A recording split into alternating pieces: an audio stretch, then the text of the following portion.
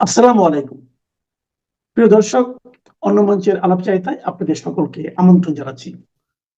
আজ সকালটা ডক্টর ইউনূসের মোটেই ভালো গেল না। সকালবেলা ঘুম থেকে উঠে যদি মার্কিন চিপায় পড়তে হয় তাহলে কার ভালো লাগে বলুন? একই শরীর অসুস্থ, তারপর সকাল সকাল 7টার সময় যদি এখন মার্কিনদের ফোন আসে, এসে যদি আগা পাঁচতলা ঝাড় দেয় তাহলে কার ভালো লাগে? এখন সার্জিও গোর ফোন করেছিলেন ডক্টর ইউনূসকে। এখন সেখানে যারা যারা উপস্থিত ছিলেন তারা হচ্ছেন খলিলুর রহমান, লামিয়া মুর্শেদ এবং সামরিক সচিব একজন। টেলিফোনে কথা হয়েছে, উপস্থিত ওনারা ছিলেন। তো সার্জিও গোর জানতে চান যে পরিস্থিতি কি, আপনার দেশের পরিস্থিতি কি, নির্বাচন কবে হবে, আপনি যেভাবে রাজ্য চালাচ্ছেন, রাষ্ট্র চালাচ্ছেন, আইএসআই, আইসিস, এদের উত্থান, এই উত্থান এবং এদের উস্কানি আপনারা দিচ্ছেন। মানে উত্থান তো হচ্ছে, তার মধ্যে উস্কানি এবং মদদ দিচ্ছেন। পরিস্থিতি ক্রমশ হাতের বাইরে চলে যাচ্ছে। এ ব্যাপারে আপনার বক্তব্য কি? তখন ইউনূস বলেন যে এটা সত্য নয়, পরাজিত শক্তিরা অর্থ দিচ্ছে, ভারতে বাংলাদেশের পরাজিত শক্তিরা অর্থ দিচ্ছে, তার জন্যই এগুলো ঘটছে। এছাড়া ভারতীয় মিডিয়া এবং ভারতীয় কিছু সমাজ মাধ্যম ভ্রান্ত খবর ছড়িয়ে আমাদের বিপদ আরো ডেকে আনছে। তখন সার্জিও গোর বলেন, তাই যদি হয়, মিডিয়ায় শুধু যদি করে, তাহলে আপনার দেশের মিডিয়া কি করছে? আপনার কথা সত্য ধরে নিলাম, ভারতে বাংলাদেশের দূতাবাসের সামনে বিক্ষোভ হলো, আপনার মিডিয়া ফাটিয়ে দিল। অথচ চট্টগ্রামে যখন আপনাদের ওখানে হিংসা হলো, আপনারা হিংসা করলেন, তার এক লাইনও আপনাদের মিডিয়ায় বেরোলো না কেন? তাহলে এইটার আপনি উত্তর দিন। ইউনূস চুপ। তখন সার্জিও গোর বলেন, দেখুন, ভারতের সঙ্গে সব ধরনের সম্পর্ক ভালো করা এবং উত্তেজনা কমিয়ে আনার জন্য আমরা বারবার আপনাকে বলেছি, কিন্তু আপনি কমিয়ে আনেননি। এ ব্যাপারে আপনার আগ্রহ খুবই কম দেখা যাচ্ছে। সকল ক্ষেত্রে আপনার আগ্রহ হচ্ছে উগ্রবাদকে প্রশ্রয় দেওয়া, যা ইন্দো প্যাসিফিক নীতির পক্ষে পরিপন্থী। আমাদের ইন্দো প্যাসিফিক যৌথ প্রক্রিয়া, ভারত মার্কিন যুক্তরাষ্ট্রের ইন্দো প্যাসিফিক যৌথ প্রক্রিয়া আপনার এই কাজকর্মের জন্য ব্যাহত হচ্ছে। এতে মার্কিন যুক্তরাষ্ট্র ক্ষতিগ্রস্ত হচ্ছে। এই ব্যাপারে আপনার মতামত কি?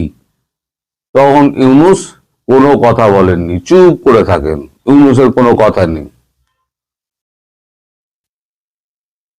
সরকারি মদতে সমস্ত রকম ঘটনাগুলো ঘটিয়ে চলছেন আপনি এবং আপনার সরকার। এ ব্যাপারে আপনার মতামত কি? ইউনূস বলেন যে আমি তো সরকার চালাই না, অন্য সব স্টেক হোল্ডাররা আছে, তারা করলে আমার কি করণীয় আছে? তাহলে আপনি আছেন কি করতে? তাহলে প্রধান উপদেষ্টা হয়ে আপনি ওখানে বসে আছেন কি করতে, কিছুই যদি না জানেন? তারপরে আবার প্রশ্ন করেন, এমন চাপ চেপেছে সকাল থেকে 7টা থেকে 7টা 26 পর্যন্ত পুরো চেপেছে, যে 17-18 তারিখে, আপনার কথাই যদি সত্যি বলে ধরে নিয়ে আপনি সব কোনো কিছু জানেন না, 17-18 ডিসেম্বর চীনা সামরিক প্রতিনিধি দল গোপনে ঢাকা সফর করে চলে যায়। এটাও ভারত ভালো চোখে দেখছে না এবং ইন্দো প্যাসিফিক আমাদের যে যৌথ প্রক্রিয়া রয়েছে নীতির বা নীতিমালার, সেখানে কিন্তু ধাক্কা খাচ্ছে। এই ব্যাপারে আপনার মতামত কি? তখন ইউনূস বলেন, এটা এটা পূর্ব নির্ধারিত ছিল, সেরকম কিছু কথা হয়নি। এসছে, চা কফি খাওয়া হয়েছে, চা কফি খেয়ে ওনারা চলে গেছেন। বললেন চীন থেকে এলেন, এসে চা কফি খেয়ে চলে গেলেন, বেশ ভালো, ঠিক আছে। যেটা করছেন সেটা ঠিক নয়। বিরোধী মত শূন্য করে দিয়েছেন, মত প্রকাশের স্বাধীনতা কেড়ে নিয়েছেন, সংখ্যালঘু নির্যাতন চরমে উঠেছে, সর্বত্র কঠিনভাবে সংখ্যালঘুদের ওপরে নির্যাতন এবং নিষ্পেষণ এগুলো যেগুলো হচ্ছে সেটা দিল্লি দেখতে চায় না। অর্থাৎ মার্কিন যুক্তরাষ্ট্র বলছে এই সংখ্যালঘু নির্যাতন, বিরোধী পক্ষ শূন্য, মতামত প্রকাশের অধিকার কেড়ে নেওয়া এবং সংখ্যালঘু নির্যাতন কোনোটাই ভারত মেনে নিচ্ছে না, দিল্লি মেনে নিচ্ছে না। এবার আপনার মতামত কি? ইউনূস আবার চুপ। তারপরে বলেন যে ইনক্লুসিভ নির্বাচন করতে হবে, আওয়ামী লীগের নাম না করে ইনক্লুসিভ নির্বাচন করতে হবে, গণমাধ্যমের স্বাধীনতা ফিরিয়ে আনতে হবে, যাদের কাজ করতে দেওয়া হচ্ছে না সেটা দুর্ভাগ্যজনক। যেভাবে গণমাধ্যমকে জ্বালিয়ে দেওয়া হচ্ছে, ভাঙচুর করে দেওয়া হচ্ছে, সেটা অত্যন্ত নিন্দনীয় কাজ আপনার সরকার করছে এবং আপনার পৃষ্ঠপোষকতায় করছে। তখন তার মতামত চাইলে তিনি বলেন যে আমি মতামত দেওয়ার কেউ নই, আমি এটা মানি, এটা দুর্ভাগ্যজনক, আমি এটা দায়িত্ব নিচ্ছি যে এই জিনিস আর ঘটবে না। তখন আবার ইউনূস আবার বলেন যে এই যে 26-27 একটা যৌথ মহড়া ছিল, আমাদের মার্কিন সেনাবাহিনীর সঙ্গে একটা যৌথ মহড়া ছিল, তো সেইটা এখন কি হবে?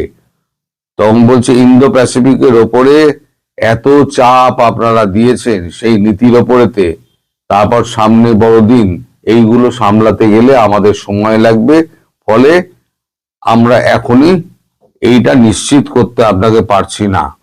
মানে ওটা এখনই আর হচ্ছে না, এ ব্যাপারে কবে হবে সে ব্যাপারেও কোনো রকম নিশ্চয়তা দেননি।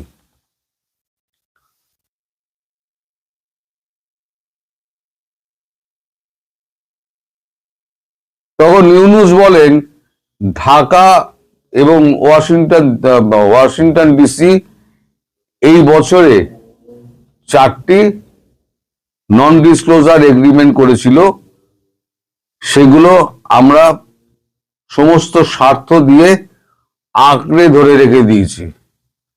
আপনাদের যে সমস্ত নীতিমালা ওখানে ছিল সেই নীতিমালা অনুযায়ী বাংলাদেশ চলছে।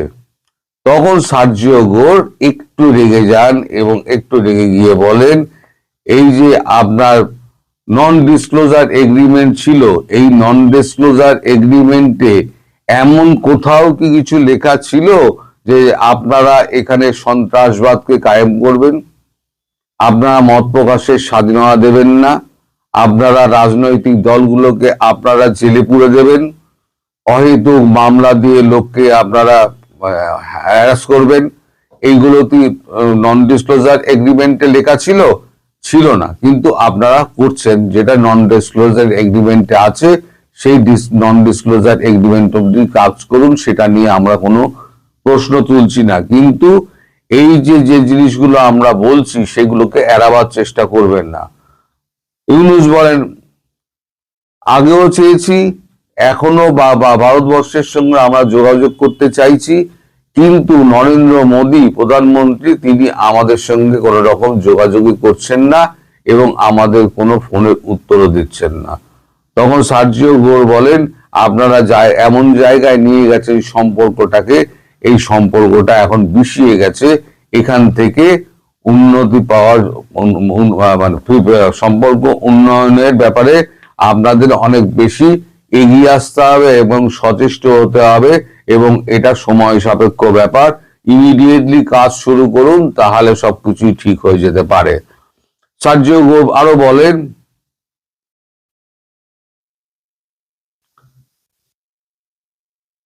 ইন্ডিয়া এবং ওয়াশিংটন ডিসি যৌথভাবে চাইছে বাংলাদেশের সকল জঙ্গিবাদী কার্যক্রম, আপনাদের মদত, উস্কানি এবং চীনের সঙ্গে সম্পর্ক বন্ধ করতে হবে।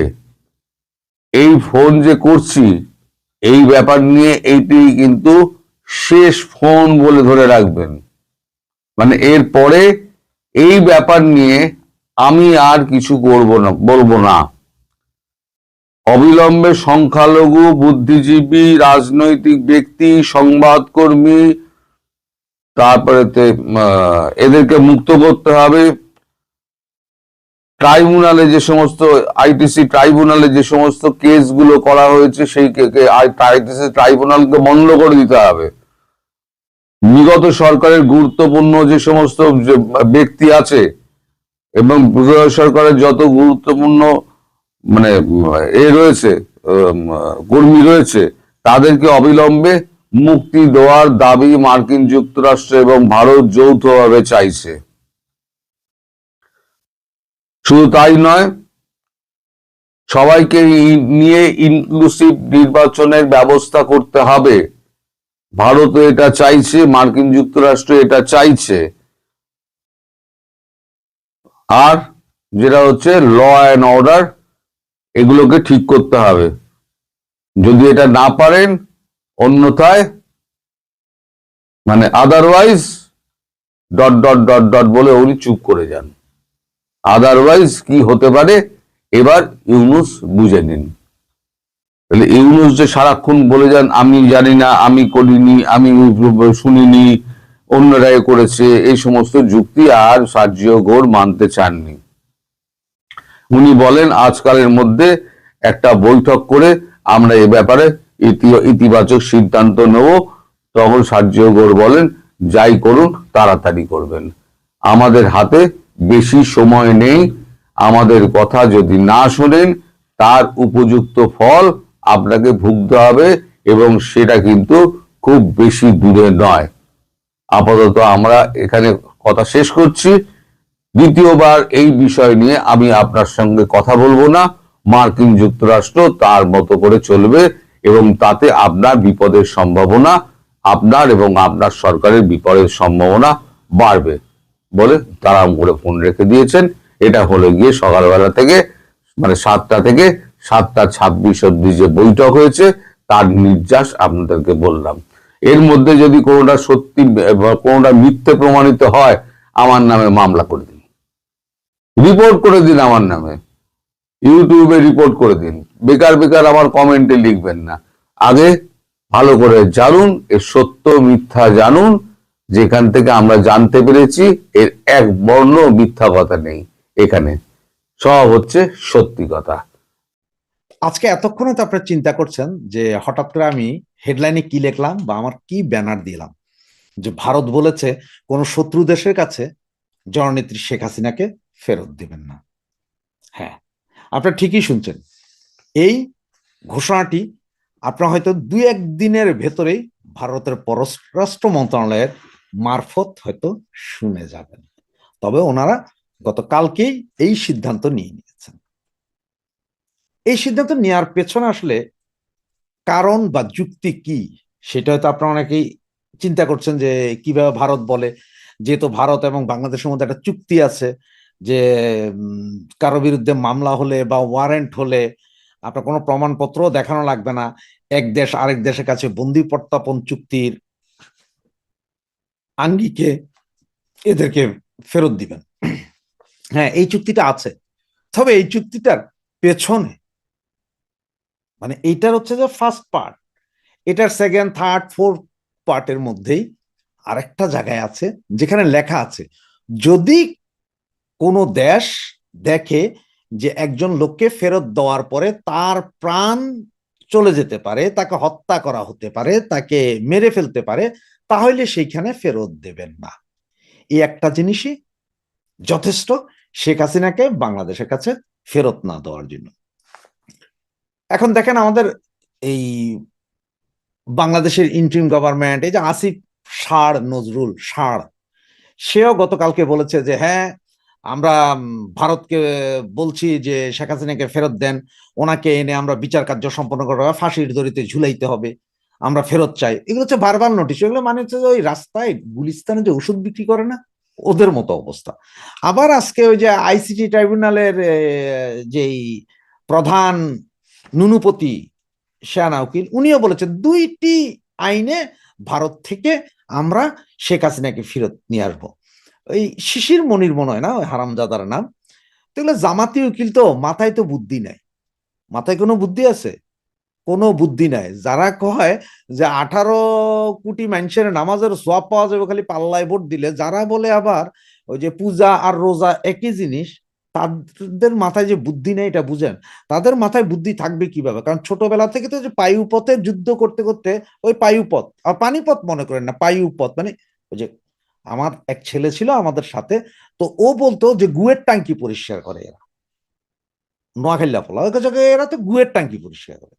তো ওই জাতের লোক, এদের কাজ মাথায় আর কি আসবে? এবং আপনার সবচেয়ে মজার একটা বিষয় কি জানেন? 17 তারিখে জননেত্রীর বিরুদ্ধে ওনারা ফাঁসির রায় প্রদান করেছেন।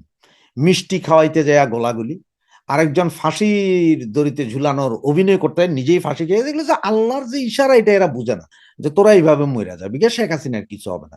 কারণ এরা যদি বুঝতো, আর এরা যদি আসলে ইসলাম বুঝতো, তাহলে তো এরা মনেই করতো কোনো কিছু আল্লাহর ইশারা ছাড়া নাকি নড়ে না, একটা গাছের পাতাও নড়ে না। তাহলে শেখ হাসিনা থেকে বাঁচাই নিয়ে যায়, এটা তো আল্লাহর ইশারা ছিল। এইটাই হারামজাদারা বুঝে না। তো এখন এই হারামজাদারা না বুঝলে কে কারে বুঝাবে? তো দেখেন, এই যে ইন্টারিম গভর্নমেন্ট যখন থেকে আপনার রাষ্ট্রীয় ক্ষমতা আসছে, তখন থেকে কিন্তু অনেক মানবাধিকার সংস্থা কিন্তু ব্যাপক হারে ইন্টারিমের পক্ষে ছাপাই গাইছেন, শেখ হাসিনার বিপক্ষে বলছেন এই মানবতাবাদী। এখন তারাই গত 17 তারিখের পর থেকে বেঁকে বসেছেন। তার মধ্যে হিউম্যান রাইটস ওয়াচ, তারা তো সরাসরি ইন্ডিয়াকে বলেছে যে শেখ হাসিনাকে বাংলাদেশের হাতে ফেরত দেওয়ার কোনো যুক্তিই নাই। হিউম্যান রাইট ওয়াচ, যদি আমার কথাটা বিশ্বাস না হয় গুগল সার্চ দিয়ে দেখেন। এরপরে অ্যামনেস্টি ইন্টারন্যাশনাল, তারাও বলে দিয়েছে যে নো নো হাসিনা রিটার্ন, হাসিনাকে রিটার্ন করা যাবে না, তারাও দাবি জানিয়েছেন। এই যখন অবস্থা, তখন অনেক বিদেশি এই আপনার সংস্থাগুলো, মানবাধিকার সংস্থাগুলো সবাই এখন যে দাঁড়াচ্ছে হাসিনার পক্ষে। এটা কিন্তু একটা বিশাল সাইন। আপনি মনে করতে যে ভলকার তুর্ককে আমরা সকলে গালাগালি করি, আমরা জানি যে এই সমস্ত ঘটনার পিছনে এই বেটাও আজকে বিবৃতি দিয়েছেন যে এই বিচার কোনোভাবেই বৈধ না, কারণ আসামি পক্ষের কোনো উকিলই দাঁড়াইতে দেওয়া হয় নাই। এটা কে বলছেন? Volker Turk. এবং বাকি যেসব আপনার ইয়েগুলো আছে, মানবাধিকার সংস্থাগুলো আছে, এরা বলতেছে যে 397 দিনে এই মামলার রায় হয়েছে। 327 দিনের মধ্যে 50 দিন বাদ যান আপনার শুক্রবার, শনিবার, তারপরে সরকারি ছুটি, ঈদের ছুটি, কোরবানের ছুটি, পূজার ছুটি, বন্যার ছুটি, এভাবে করে 50 দিন বাদ গেছে। তাহলে 347 দিনে একটা মামলার রায় হয়ে গেছে, আবারও যেটা নাকি মানবতা বিরোধী সবচেয়ে কঠিন রায়। এবং সেখানে সবচেয়ে এরা যেটা বলছে যে এই তো রেপিড, এবং আপনার যারা সাক্ষী দিয়েছেন তাদেরকে ক্রস এক্সামিনেশন করা হয়নি, মানে যে বিপক্ষ পক্ষের উকিল বা বিরোধী পক্ষের যারা, যেমন শেখ হাসিনার পক্ষের কোনো সাক্ষীকেও সেখানে উঠানো হয়নি। এবং সেখানে পুলিশের কাকে, ওই যে পুলিশের সবচেয়ে বড় কর্মকর্তা যাকে 5 বছরের সাজা দিয়েছেন, তাকে সাজা দিয়েছেন। এইটাও তাকে জিজ্ঞেস করা নেই যে আপনি যে বলছেন যে সব নির্দেশনা শেখ হাসিনা, যে এটার পক্ষে কোনো প্রমাণ আপনার কাছে আছে কিনা। এরা এইটাও বলছে এই কোর্ট, এই যে আপনার বিবিসি নিউজ বা পত্রিকার নিউজ কাটিং যেগুলো যে আগস্টের পরে বেরিয়েছে, মানে এই অল্প 3-4 মাসে, সেগুলাকে ওনারা প্রুফ ধরে যেটা বলতে চাচ্ছেন সেটাও হয় না। কারণ হচ্ছে যে বিবিসির এই নিউজকে যদি আপনারা প্রুফ ধরতে হয়, তাইলে আপনাকে বিবিসির এই লোকদেরকে এইখান থেকে উড়ে আনিয়ে বাংলাদেশে গিয়ে সাক্ষী সবুত জোগাড় করে কথা বলতে হয়। আপনার মনে আছে এই যে যুদ্ধাপরাধী মামলার সাক্ষী দেওয়ার জন্য বিবিসির সাংবাদিকরা গিয়েছিল যুদ্ধাপরাধী বিচারে? তখনকার সেই নিউজগুলো যখন নিয়েছিল বিচারক, তখন তাদেরকে নিয়ে যাওয়া হয়েছিল। ওখানে নিয়ে ওনাদের জিজ্ঞেস করা হয়েছিল, এটা মনে আছে? তো এইখানে কিন্তু কিছুই করেনি। সুতরাং মানবাধিকার সংস্থাগুলো আস্তে আস্তে খেপে গেছে। আর এই দিকে ICJ, international court of justice নামে একটা সংস্থা, এই অ্যাডভোকেট ফার্ম আছে এখানে, ব্রিটেনের সবচেয়ে শক্তিশালী। এরা বলছে যে এই মামলার রায় যে অবৈধ, এই মামলার রায় যে কোনো অবস্থাতে হবে না, সেইটা নিয়ে তারা কোথায় যাবে? তারা যাবে জাতিসংঘের মানবাধিকার কমিশনের সেইখানে, এবং এটার স্থগিতাদেশ চাবে এবং এটার পূর্ণাঙ্গ আবার তদন্ত বিচার চাবে। তার মানে ফাইসা গেছেন সব দিকে। সেই জন্যই আজকে সম্ভবত ইন্ডিয়ার সমস্ত দল এবং মিনিস্টাররা সবাই মিলে একটা কথা বলছেন, যেটা আমি নিউজ পেয়েছি, এটা তো আপনারা 2-1 দিনের ভিতরে পাবেন, যে ওখান থেকে যে শেখ হাসিনাকে কোনো অবস্থাতেই ওরা ফেরত দিবে না। এরপরও বাংলাদেশের বঙ্গু মুসলমান নুনুবিতু দল এরা চিল্লাইতেছে আইনা ফাঁসি দিবে। আচ্ছা, আপনাদের মনে আছে যে এডওয়ার্ড স্নোডেনের কথা? এডওয়ার্ড স্নোডেন আমেরিকার, যে কিনা আমেরিকার রাষ্ট্রীয় সবচেয়ে গোপন নদী উইকিলিক্স যেগুলো ফাঁস করে দিয়েছিল, এই এডওয়ার্ড স্নোডেনকে ধরার জন্য আমেরিকা যার পণ্যায় কত চেষ্টা করছে, পারছে? রাশিয়াতে বসে এখন সে হাবানা চুরুট টানে, আর আমেরিকান গভর্নমেন্টে তার অনুভূতিটা দেখায় যে দেখো বাবা, আমারে কিছু করতে পারবে না। রাশিয়ান রাশিয়ান মেয়ে, রাশিয়ান মাল আর মদ নিয়ে এসে মজায় আছে, আর আমেরিকা মাথায় চাপড়াইতেছে। এরপরও বঙ্গু মুসলমান, তোমাদের বুদ্ধি শুদ্ধি নাই, তোমরা মনে করো শেখ হাসিনাকে তোমরা আইনা ফাঁসিতে ঝুলাইবে। এত সোজা, এত সোজা, এত সোজা না, দুনিয়া এত সোজা না। এরপর দেখেন আমেরিকার আরেকটা মানবাধিকার সংস্থা আটলান্টা কাউন্সিল, আটলান্টা কাউন্সিলও ঠিক এই বিচারটার বিরুদ্ধে তারা দাঁড়াইছে। তারাও বলছে যে না, এই বিচার সঠিক না, মৃত্যুদণ্ড তো হইতেই পারে না। সমস্ত মানবাধিকার সংস্থার মধ্যে আজকে যেহেতু 4টা মানবাধিকার সরাসরি, human rights, amnesty international, ICC, Atlanta council, এরা সবাই সরাসরি ইন্ডিয়াকে কাছে দাবি জানাইছে শেখ হাসিনাকে বাংলাদেশ সরকারের কাছে তুলে দেওয়া যাবে না, কারণ ওখানে গেলে ওনাকে হত্যা করা হইতে পারে। এবং হত্যা করা যেতে পারে এর প্রমাণ দেখেন, এর আগে অনেকগুলো প্রমাণ আছে, তার ভিতরে আজকের একটা প্রমাণ দিই। আজকে যেটা হচ্ছে যে মুরাদ হোসেন, মুক্তিযোদ্ধা মুরাদ হোসেন, ওনাকে 9ই এপ্রিল গ্রেপ্তার করা হয়েছিল এবং 18 নভেম্বর মানে গতকাল ওনাকে কাশিমপুর কারাগারে মৃত অবস্থায় পাওয়া যায়। তার মানে হচ্ছে ওখানে ওনাকে স্লো পয়জনিং দেওয়া বা টর্চার করে ওনাকে ওখানেই হত্যা করা হয়। এর আগে আরো হত্যা হয়েছে, এর আগে আপনারা দেখছেন যে বিচারপতি মানিককে কিভাবে হত্যার উদ্দেশ্যে এরা করেছে। তো এগুলো দেখে ইন্টারন্যাশনাল মিডিয়া, মানবাধিকার সংস্থা এরা সবাই বুঝে গেছে যে এখানে আসলে হত্যাই করা হবে। এর ভিতরে দেখেন 17 তারিখ যেদিন আমাদের নেত্রীর ফাঁসির রায় দেয়, সেই দিনে কিন্তু সংগোপনে হোটেল ইন্টারকন্টিনেন্টালে বসে চট্টগ্রাম বন্দর, এরপরে লালদিয়া বন্দর, আরো একটা বন্দর, 3টা বন্দর বিদেশিদের কাছে চুক্তিবদ্ধ হয়েছে নন ডিসক্লোজাল এগ্রিমেন্টের মাধ্যমে। মানে এইখানের চুক্তিতে কি আছে না আছে আপনি কিচ্ছুই জানবেন না, ওদের কাছে দিয়ে দিয়েছে। আর ওদের কাছে দেওয়ার জন্য দেখেন আপনার যেমন লালদিয়া এবং আরেকটা যেটা বন্দর, এটা 4 নভেম্বর প্রস্তাব দিছে, মানে যাই বিদেশি কোম্পানিগুলো নিবে তারা প্রস্তাব দিছে 4 নভেম্বর 2025 সাল নভেম্বর, এই মাসে। হ্যাঁ, 5 নভেম্বর কারিগরি দিক পরীক্ষা হয়ে গেছে, 6 নম্বর আর্থিক প্রস্তাব পাশ করে ফেলেছে, 7-8 2 দিন বন্ধ, 9 তারিখে নেগোসিয়েশন শেষ এবং 9 তারিখে অনুমোদন এবং 9 তারিখে অর্থনৈতিক কমিটিও পাশ করে দিয়েছে এবং 17 তারিখে চুক্তি করে দিয়েছে। তার মানে 12 দিনের ভিতরে 3টা জায়গা, চট্টগ্রাম বন্দর, নিউ টার্মিনাল, লালদিয়া বন্দর এবং আরেকটা, এগুলো সব দিয়ে দিল। যাতে এইখানে ছিল যে সিনেমার টুইস্ট বা নাটকের টুইস্ট, যাতে আপনারা সবাই, আমরা সবাই আমাদের মাননীয় নেত্রীর কি হচ্ছে, কি বিচার আসছে, এইটা নিয়ে সারা দেশের মানুষ পক্ষে বিপক্ষে টেনশনে থাকবে, ওইদিকে দিবে আর ওনারা এদিকে চুক্তি করে দিবে, ওকে গুড বাই চাও। এটাই ছিল যে ইউনূসের গভর্নমেন্টের মূল চাল, সেটা ওনারা সফল হয়েছে। সেইটা করার পরে দেখেন 19 তারিখে যাওয়ার কথা আপনার খালিলুর রহমান, আমাদের নিরাপত্তা উপদেষ্টা, ইন্ডিয়াতে যাওয়ার কথা। এখন উনি বলছে যে ইন্ডিয়াতে ওনাকে দাওয়াত দিয়েছে, অজিত দোভাল দাওয়াত নাকি দিয়েছে, কিন্তু এখন ইন্ডিয়ান পত্রপত্রিকা যেটা দেখাচ্ছে অজিত দোভাল ওনাকে দাওয়াত দেয়নি। তবে উনি 19 তারিখ যাওয়ার কথা থাকলেও উনি একদিন আগে মানে 18 তারিখ গতকালই উনি ইন্ডিয়ায় চলে গেছেন। এখন প্রশ্নটা হচ্ছে যে ইন্ডিয়া গিয়ে কি উনি কি শেখ হাসিনাকে ফেরত দেওয়ার কথা বলবেন? তবে এই বিষয়ে যখন বিভিন্ন সাংবাদিকরা পররাষ্ট্র সচিবকে জিজ্ঞেস করছে, আমি জানি না ওনার এজেন্ডা কি লেখা আছে, এবং উনি যে ইন্ডিয়া গেছেন এটি তো আমি জানি না, উনি কেন গেলেন ইন্ডিয়া তাও জানি না। অবস্থা বুঝেন, পররাষ্ট্র উপদেষ্টা বুঝে না। কিন্তু এই যে আমাদের নিরাপত্তা উপদেষ্টা খলিল সাহেব গেলেন ইন্ডিয়া। তো খলিল সাহেব একটা মজার বিষয় বলি, হ্যাঁ, এই যে গত এপ্রিলে যখন বিস্টেক সম্মেলনে গেলেন, ডাক্তার ইউনূস সাহেব সাইড লাইনে বসে কথা বললেন এই নরেন্দ্র মোদীর সাথে, তার আগে অনেক চেষ্টা করছেন, পারেন নাই। লাস্ট পর্যায়ে যে ওই সম্মেলনে যায় 5 মিনিটের সময় পেয়েছিলেন, পাশাপাশি কথা হয়েছে, সেইখানে আবার কি কথা হয়েছে এটা উনি বলছেন যে উনি শেখ হাসিনার ব্যাপারে কথা বলছেন, আর নরেন্দ্র মোদী টুইট করেছেন যে এইসব বিষয়ে কোনো কথাই হয় না, ফাউল কথা, মানে ইজ্জতের 12টা। এরপরে নাকি ওখানে যখন আপনার এই যে আমাদের উপদেষ্টা সাহেব ডাক্তার ইউনূস, খলিলুর রহমান এবং ওনার রাত্রিকালীন সঙ্গী লামিয়া মোর্শেদ একসাথে ছিলেন, তখন নিরাপত্তা নিয়ে কি একটা কথা জানি অজিত দোভাল তুলছেন, তখন খলিলুর রহমান সাহেব যে কথা বলতেছেন তখন সকলের সামনে নাকি বলছেন যে আপনি কে, হু আর ইউ, অজিত দোভাল তখন নাকি মানে ভেপাচেকা খেয়া বলতেছে, হ্যাঁ আমি তো রোহিঙ্গা বিষয়ক উপদেষ্টা। আপনি রোহিঙ্গা বিষয়ক উপদেষ্টা, আপনি নিরাপত্তা উপদেষ্টা না।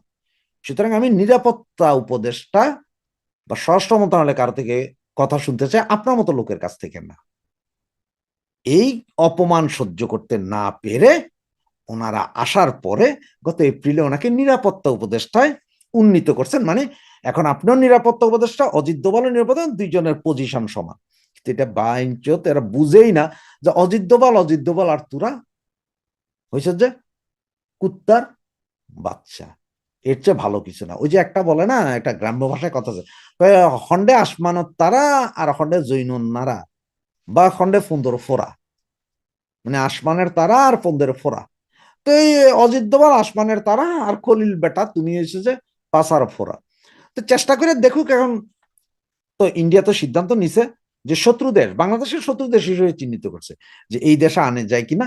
বা এই যে একদিন আগে 17 তারিখে উনি পাতা তারিখ গড়িয়েছেন, কারণ 18 তারিখে, কারণ হচ্ছে 17 তারিখে যেহেতু চুক্তি করে ফেলেছেন, এইটা নিয়ে না জানি আবার ইন্ডিয়া দেয় কিনা একটা বিশাল সাইজের, ওই যে আফ্রিকান কালাইয়াদের ওই যে 18 বা 19 ইঞ্চি বেশি চয়েস যে বাঙালি বঙ্গুদের, ওই সাইজের একটা ঢুকাই দেয় কিনা এই ভয়ে হয়তো চলে গেছেন।